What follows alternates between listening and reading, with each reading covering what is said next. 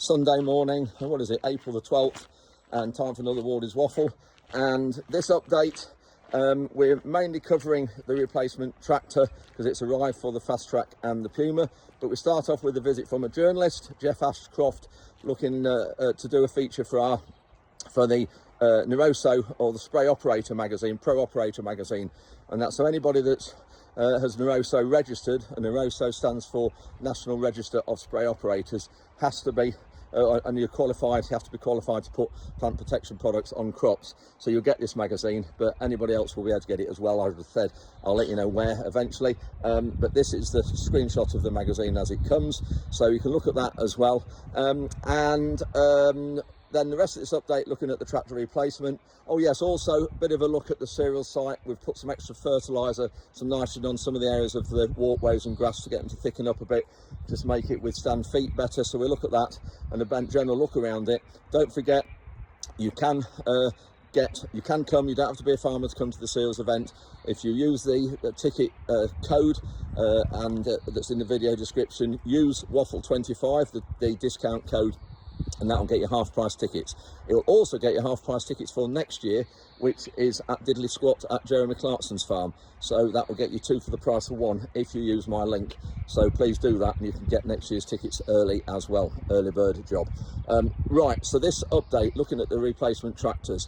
It's a bit sad to see the Puma and the Fast Track go, but we're only doing very few hours a year with them both. I'll explain in this update what we're doing, but we've got £79,000 for those two tractors, which is great. So that will go towards the deposit, if you like, on this replacement. Now the replacement isn't new, it's 4 years old, and we can't justify new at the minute with the way times are. So going down to two tractors, which is just, I'm not that brave, but we had to do it because of the hours we're not putting on these other two. But we'll have to hire one at just odd times when we need another tractor. And then also finish off with a trip to Spaldings, because we actually put a machine on the front and the back. I've got the machines on demo from Spaldings. Thank you very much for that. And we've got a machine on the front linkage and on the back of this tractor, and we're going to fetch that, and we'll see that as well in the end of this clip. So that's it for this update. Thanks ever so much for watching.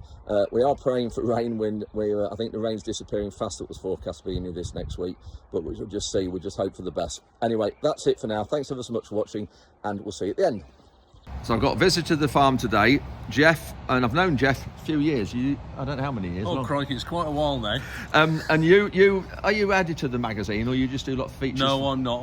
Mick Roberts is the editor of Pro Operator. I'm one of his freelancers, and machinery is my thing. Just love kit, Andrew. So some of you will see this magazine. It's a small, A5 magazine? A5 size, done in conjunction with Neroso, and it's all focused on crop spraying and equipment and techniques, and what we're doing today with you is a member profile feature which looks at your spraying operation, your sprayer, your fill station, your Bowser, and hopefully share the knowledge that you've gained to other operators, because we all like to know what everybody does and see what tips and hints and efficiencies we can all gain from this. And this magazine, how can people get it if they're not getting it at the minute?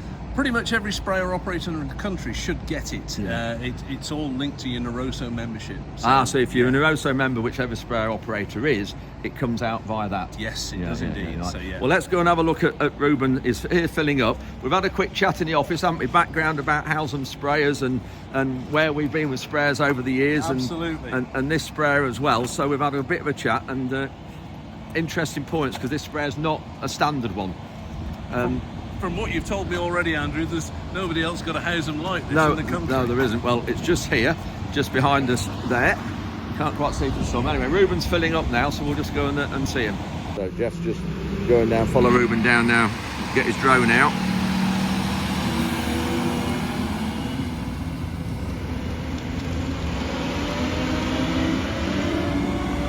Getting some shots, which you will see in the Pro Operator magazine. There's Ruben putting fungicide, growth regulator, and some trace elements on.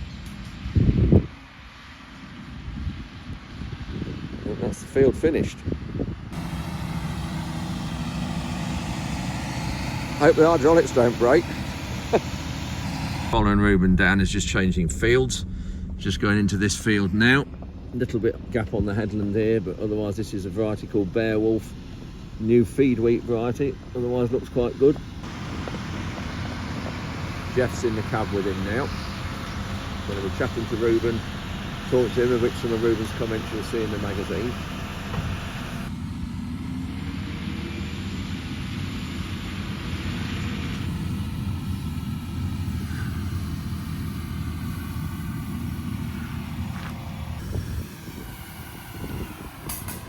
Yeah, that's the GPS, switch that off.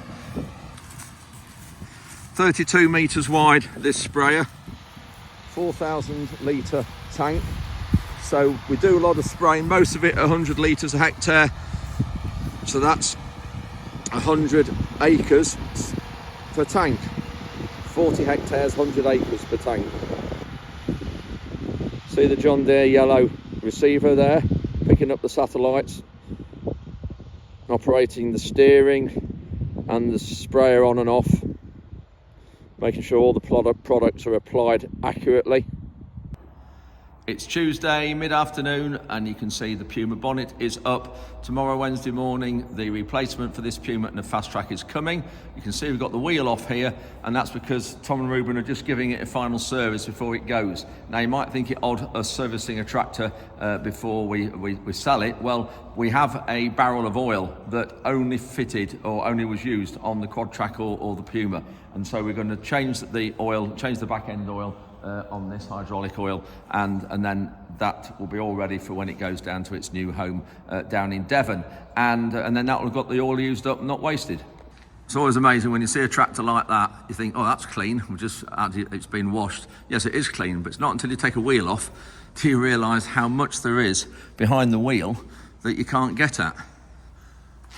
This makes you wonder, really, when once a year you should take the tractor around to the wash pad, take all the jacks got here, that air jack and the stands and sockets and everything, and then get the tractor, get the wheel off and all cleaned out underneath here. Because when you come under here, there's so much you can't get at. You don't realise till the wheel's off. So it's Wednesday about 12 o'clock. You just spotted there, Ruben's just finishing off servicing the Puma. Its replacement is going to be coming here shortly, except I'm going to miss it because I'm just heading off now to Stamford and meeting Steve Corbett and Colin Lloyd. Some of you will remember if you have been agri customers and you've been coming to our iFarms and open days here.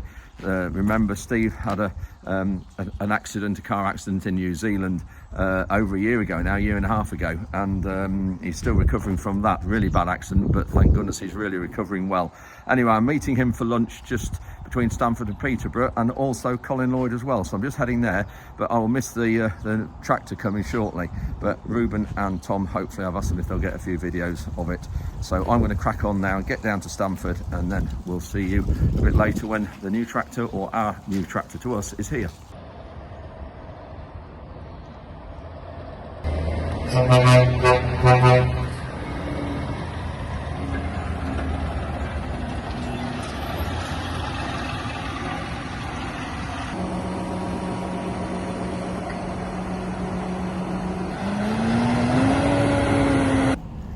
So I've just got back to the farm, had a great lunch with Steve and Colin, catching up on old times. Colin has fully retired now, Colin Lloyd, and Steve's still doing some work. And I can see the tractor has been delivered. This is the replacement for the Puma and the Fast Track.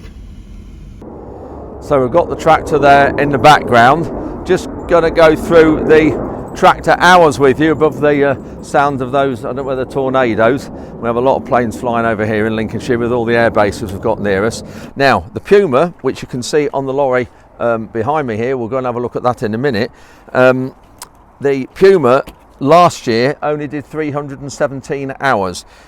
Year before that 214, year before that 319, year before that 387. So you can see it's not been doing big hours. The Fast Track last year only did 154 hours. Now there was a 10-day spell in harvest, maybe 2 week spell, where we didn't use it because the electric gears had gone wrong and we couldn't find anybody to fix them. So it would have put more on it in that time. So that didn't do a lot. The year before that, in 2023, the Fast Track did 236 hours. 2022, it only did 260 hours. 2021, 353 hours. So you can see straight away those two tractors between them are only doing no more than probably 550, 600 hours absolutely maximum, which a lot of people will put double that on one tractor. So you can see why straight away I think we don't need the two tractors. And the other problem we've got is the Puma's 15 years old now, just starting to show its age. The Fast Track is 14 years old, great tractor, and that's the one I've probably driven the most. And it's really sad in a way that they're both going, but it's a state of the times. Now, years ago, when we weren't farming this acreage, we were farming 700 acres. We employed 5 people, and we had 6 tractors on 700 acres. That's how things have gone. And now we're doing with the SFI land on the contract farm, we're doing 1,500 acres, and we're down to 2 tractors. But some of you have said, what are we going to do in those other times when we need a tractor? Well, with Farrell's being so near, we should just hire one for a week or 2 on a trailer during harvest, and any other time. We don't need anything very powerful to go on the rolls, or a grain trailer. 150 or 60 horsepower tractor will be enough. So there we've got the Simba machinery in there. Now all that's fairly old. 2004 is the Solo, which is that machine there, and I think the newest Simba kit is about 2012, which is the Express there. Anyway, so this tractor's parked up overnight. You can see got Devon on it, that's where it's heading back to. Somebody that Reuben knows from Devon, because that's where Reuben's from. So it's parked up here. We're going early morning with these. So they've been washed and sort of serviced ready. You can just see it was on a fertiliser spreader years ago, so you can just see the sort of rust and bits around it. Can't really see underneath because it's quite low to the floor. And you can see there the black and things on there, difficult to see. But the black's always the paint that goes the first. Yellow's good, yellow's in good condition, but generally just all around the tractor and underneath there, just showing its age a bit. Same with the Puma, but still not bad for being 15 years old. And just looking underneath here and underneath there. Just looking at the back. So that's it, off back to its new home in Devon. So I don't quite know what they're going to do with it. I think they'll probably keep the Fast Track, for by all accounts. Keep that for their own use, going around on the low loader, towing the low loader and diggers around Devon probably, but I'm not too sure. Anyway, that is it, and that's the last time we'll see those when they drive out the yard in the morning. So when you start looking at the finances of it, we have got £79,000 for those 2 tractors, and that tractor was 105.5 with the receiver on it. So you can see we haven't had a huge amount to pay off. And the savings in fuel, don't forget we're going from 2 tractors to 1, so we'll be saving in fuel. And we've had on here, we've had a front linkage put on because there wasn't a front linkage on it here. So we've had the front linkage put on. We've had a front PTO because we need this for the grass topper for mowing the cereal site. We've had different wheels and tyres put on. So yeah, new front rims and front tyres, because they now match the duals that we have for the Puma. So the duals will go straight on there. A few stone chips around it. Looking at it, whether it's, you can just see the white bits on it there, whether it's been on a hedge cutter or it's the stones and flints flying up on it. And a bit of rust there. We're going to go around it and titivate it up actually, and just smarten it up a bit, I think.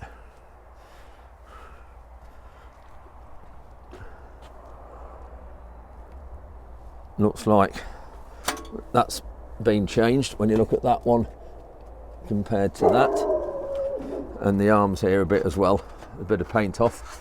but it's not new. It is 4 years old. You can see the age of it. It's 4 years old. It's done about 2,400 hours. So we'll have a quick look in the cab. A few grubby marks round on the headlining, but as I say, it's not new, but we're going to smarten this up. It was fully serviced before we came out, but I suppose, as you say, when you think about it, it's done. Let me just, there we go.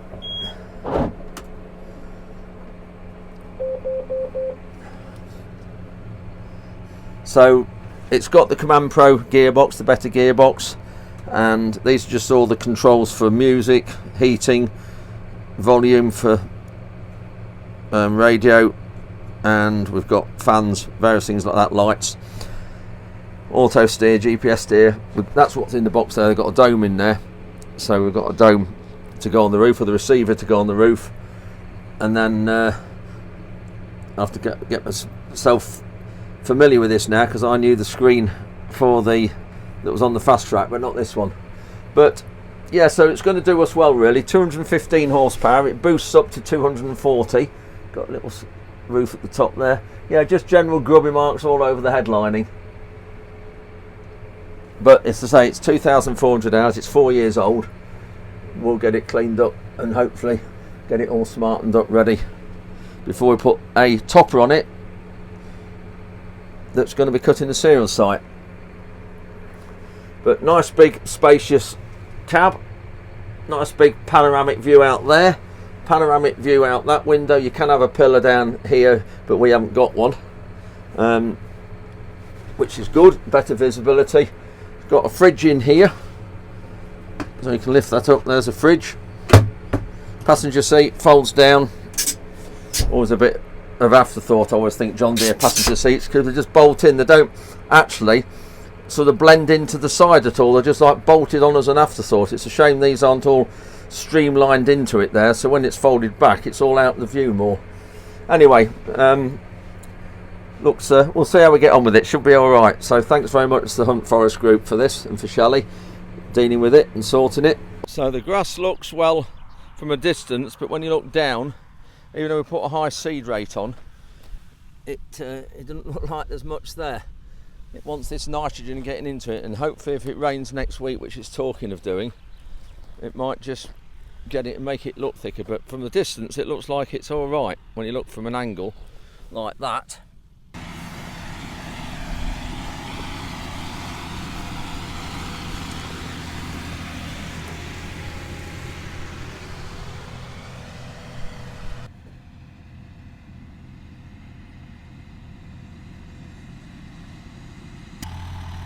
We're just using the sprayer now as a bowser. We're going to put some fertiliser in the buggy here, and then we're going to go up the main walkways 2 or 3 areas and put some more nitrogen on, because they just need to grow a bit more and grow a bit quicker and a bit thicker. So we've got a pipe with the sprayer, so just coupling it on the pump out feature here. Ruben's just altering the controls. We're going to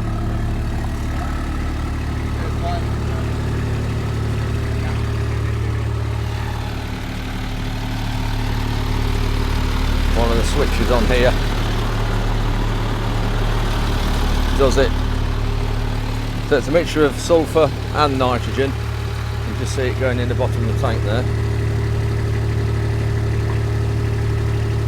Then this has all got individual nozzle control when it opens out to an 8 metre boom. And here's all the Trimble screen and everything. And we're trying it, we're just using it and putting some work through it for S&K sprayers at Alford.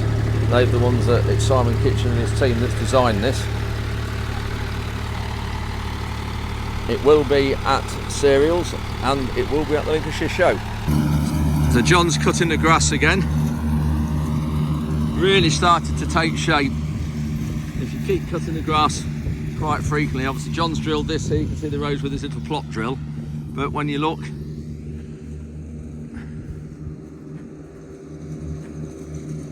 this is one of the main walkways down here.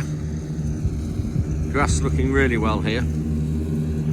Got lots of time to grow. We are just going to put some nitrogen on some of these walkways just help it thicken out a bit. And if we get some rain next week, we're then going to come in with our flat roll and roll all the big areas of grass.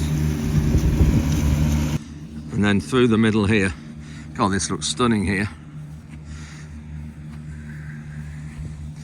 The value of having a level field. It will really buck up this weekend if it does rain on early next week. So it's a bit awkward here because we need to measure out. It is GPS, this machine, but we do need to measure out either end. So Tom's in with him at the minute, but he's going to get out at one end and measure out. So it's a bit fiddly. Just takes a fair bit of doing. But we ought to really got it on maybe a bit ago, but it'll be all right now. It'll still do good. This is Horseshoe stand just here, and that has had some nitrogen, some bag nitrogen. That's why it's a little bit greener. You can just see there. And this stand with all these funny shapes is KWS. That's a seed company.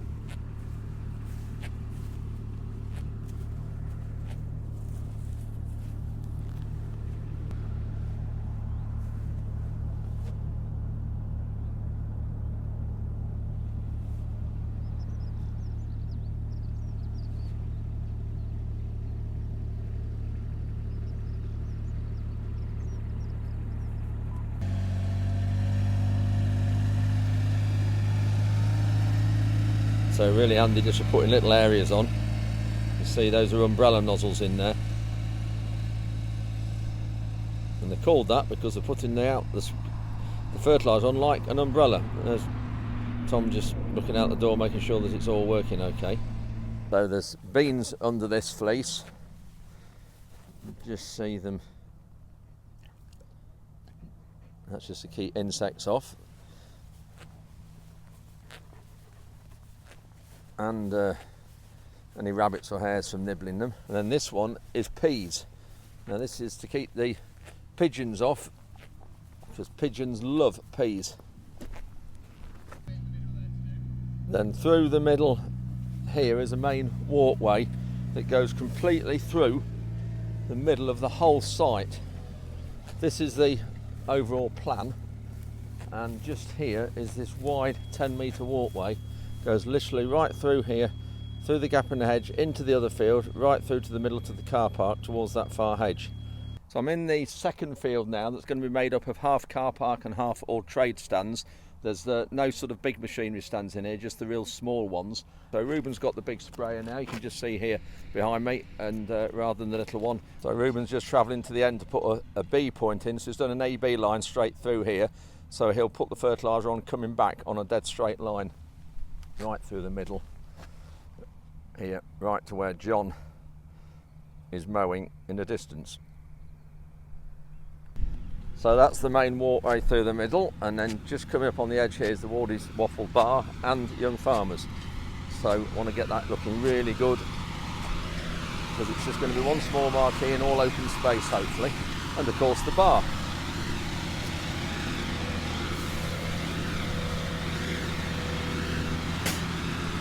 Just got in the yard and I see the 6215 is on the weighbridge, and the weight block is off. Got the weight block off ready because we're just about to head to, you see there the weight block's off the front. Just about to head off to Spaldings to pick up a front mower and a rear offset mower. We've got 2.8 metre wide on the front, 2.5 on the back. Just arrived at Spaldings, and this is the mower, or one like it, that's going on the front. This is probably the exact one. And this is the one that's going on the back. So just offering the arms up now to the hitch. Got the balls already in. Just the only thing with this linkage we've had fitted after, there should be two buttons in there, an up and a down button, and we haven't, because it's a cheaper linkage they've fitted, we haven't got those buttons, so Ruben's got to control it from inside the cab, which is a bit of a disadvantage. So that just fastens on when you operate those catches. There's a little catch, there we go, you see that in there. Just goes above the ball, that's it, that's fully in. So Tom's just putting the top link on.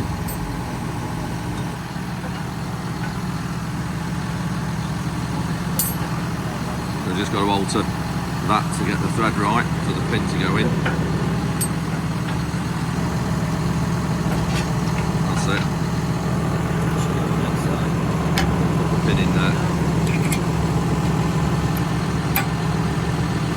support on the front just need to lift up, or like that.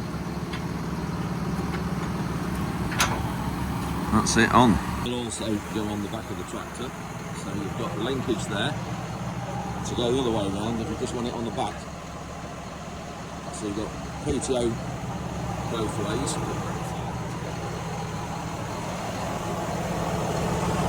you've got to get the shaft to connect from there into here. We'll have to cut it, but I think it'll be too long. Full of sort of connectors there. You wonder what they're for? Well, they are to store. Your end nice and clean. There you go. Keeps them nice and clean. Yeah, job done. We need those on a few other machines. So what we can do is this can move left and right.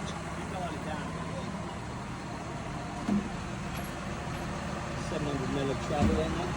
700mm? Yeah, look at that. Yes, yeah, so these take the wheels out when you look down there. And that's well outside your wheels. You're getting under hedge bottoms and trees. And Max is just measuring the length needed for the PTO shaft to make sure I get it right. Just putting the PTO shaft on, it goes on the side here, on the gearbox on the side. We've got to get the splines all lined up. This is how it drives. So if you look at the shaft there, you can see you've got like teeth and cogs there, and that will then fit. That fits inside there, you can see there, and that's what drives it and makes the whole flails and all the machines work. No matter what farm machine, that's how it drives. Grease nipple. Grease nipple's in the end of the cop instead of being right in the middle of the There's it's a lot easier to get at. So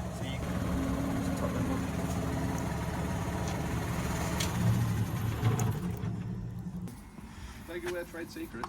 yes, So it's Mr. Sheen, that's what you... Sheen. So that's to make the two guards slide in. Still look, just make them not pick up too bad. I find it works well.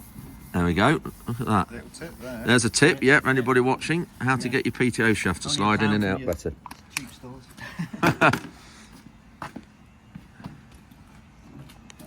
You nearly promoted Look at that. bargains then, didn't they? Yeah, I knew, yeah, that's it. Trying to think who it was.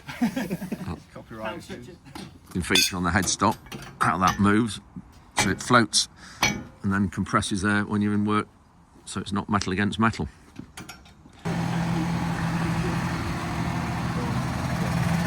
Got the balls in ready.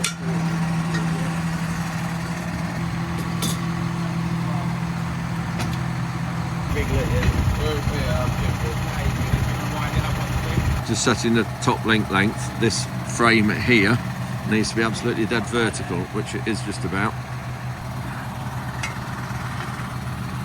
We can shorten it a little bit. Yeah, when it's on.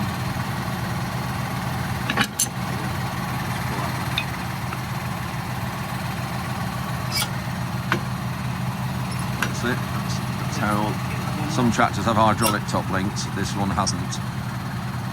Got all the pipes in, hydraulic connectors are in. Right, so you down there.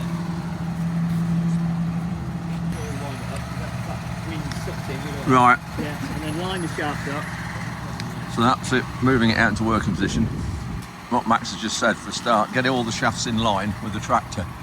So don't start the PTO with it all offset, so everything's, all the knuckle joints in here at an angle. It's all under load then, just start it all up when it's straight, off the floor.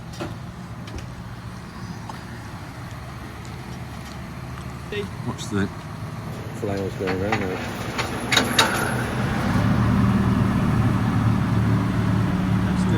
That's smooth.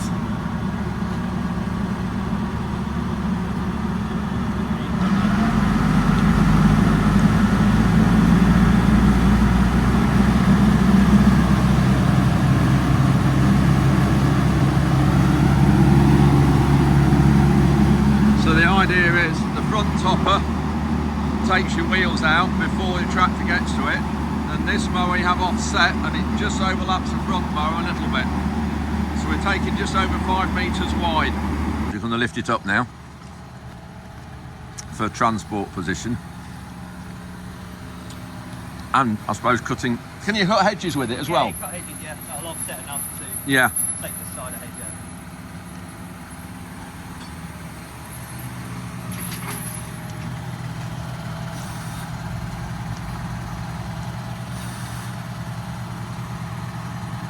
valve now. Yeah. So the double lip seal with a nice parallel. How big's the roller? 220mm diameter. Oh, yeah, you can see that.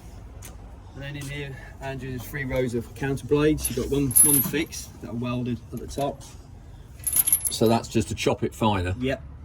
And then you've got 2 rows that are bolted through the hood, and then you can turn them ones round. But I've never known anyone to wear them. I know these are standard flails you use, these sort of... A18 flail. It's on a 27mm diameter bolt. Yeah. So that you've got thickness in. Look at the size of the gusset. Yeah, you can see that. Welded onto there. So this will take material up to 125mm diameter. It's incredible, that. Yeah. And then double row of chains at the front. Yeah. You can add a rubber flat kit. That's just to stop the debris flying out the front when it's in working position. Yeah. Yeah. We're just going to try a little experiment here. What we're doing, Max? Well, we're just going to check the PTO is running at 1,000 because you've had it. They normally are always on the front. Yeah. But we've got a little dial gauge and a strobe light here. Put a little bit of reflective tape on it. On the PTO. Yeah. Get it to stick without the grease. And then we'll run the tractor up, and I don't have to touch the shaft. It will just pick up an RPM and give a readout on the screen. And then we'll see actually what speed the PTO shaft is. Exactly. Yeah. Brilliant. Max Even on there, look. Max has got it on. We have to put some red tape around the shaft because of the grease on the shaft, and that's the reflective bit that Max's little handheld machine there will pick up the speed. Even on there. Look. So there we are. You need to rev it up.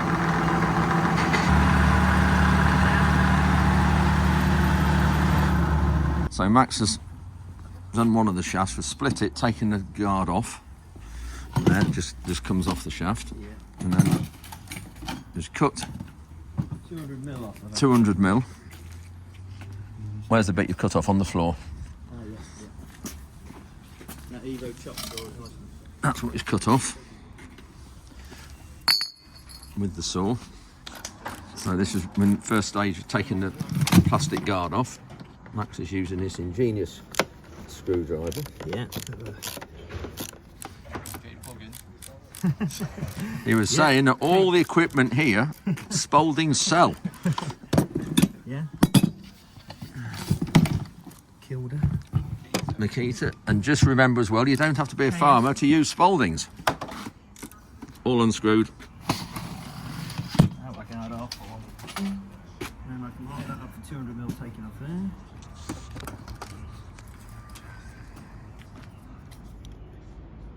So whenever you take off one shaft, you take off the other and the guard as well. Go. Right, should be right there. Yep.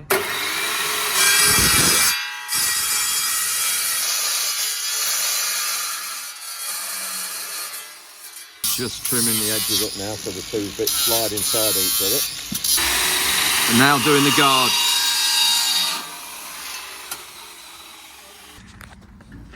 So Max has got it cut. We're just saying, Max, how many times have you got it too short? Not very often. Well, like you said, yeah, you always go on the other option. And of course, doing this, look, when you move the topper like that, you need the shaft slightly lengthens. I tend to measure from the groove on the tractor to the front of the shaft. Right. Measure this one and then reduce it down. Yeah. To millimetres down. Yeah. So when the two things are in line, when the topper's in line with the tractor, the shaft or the gearbox is that's its shortest, and then when you take it offset like this, that's its longest. It's just right on there now. And then time we get that on. Just got to get the splines lined up on the tractor and the shaft, and it'll click in. That's it. There we go. There. That's it. That's this position. We've got what we got there. Yeah, 70 mil? yeah, yeah. Spot on, yeah. Yeah, before it bottoms out, so perfect. And that's the shortest stroke. Shortest it will go, yeah. And then you've still got a huge amount of overlap in the middle there. Exactly, yeah. Yeah. Little document holder here for instruction books and maintenance schedule. So it's always with the machine. There we go. Yeah. Everything's in there. Waterproof, dustproof and everything. All sorted, ready to check, fire it up and check it's all working.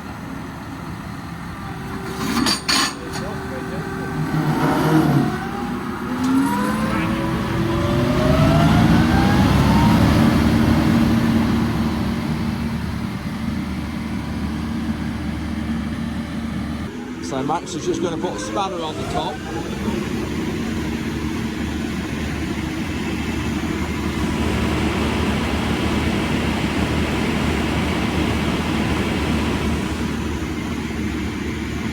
So that spanner test, Max, shows there's no vibration. Exactly, yeah, just a Little trick you do, just see how smooth it is. yeah. Without a balance, that would be floating across the top. It would, it would. It just shows how evenly balanced the rotor is.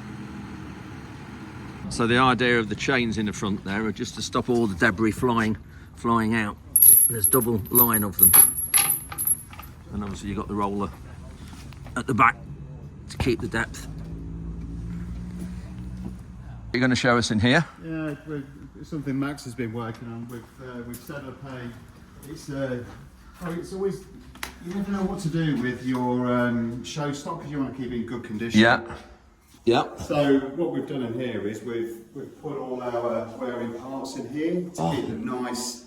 And these are all our new products that we've designed, stuff that we've put onto a show stand. So it's really good to bring customers in here to show them some of our unique products. But it's really good for any new salespeople to come in and get training. Or existing salespeople, I should say, as well. And well, you look, these are what we saw when I did the feature with you last year, isn't it?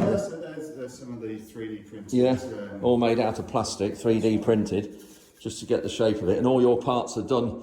You make some of these to start with to make sure they fit the machine and they're right. We'll do a sample first, which is 3D printed that we can take on farm, bolt it onto the machine and see whether it fits. Yeah, it's brilliant, brilliant. So all these are labelled up. These are all the machines you do. Yeah, these are all the machines that we do. See Weaving GD there. John Deere, Horse, Sky, Grange, everything Missouri. Max is very particular and he's got a really good eye, so he's set everything up, and this is just nice now, so we can just take these parts out, put them onto our show stand. Yeah. So a lot of these parts will be exhibited at cereals. Yeah, there's the Tilso ones, 3 of them.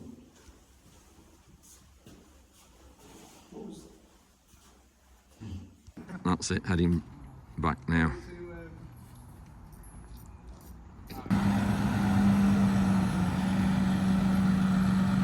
So hope you enjoyed that update, and you see we have ended up with a John Deere 6215R, so that's 215 horsepower, but it boosts to about 240 I think, which is great. So great size tractor for what we want. So we'll be doing a few things with that and mowing the cereal site, as you've just seen, with when we got the mowers from Spaldings.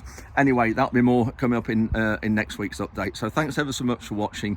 Hope you enjoyed this update and general look at the farm and the cereals event as well, and we'll see you, I don't know whether it'll be midweek yet, I'm not sure, either midweek or Sunday. Thanks for watching.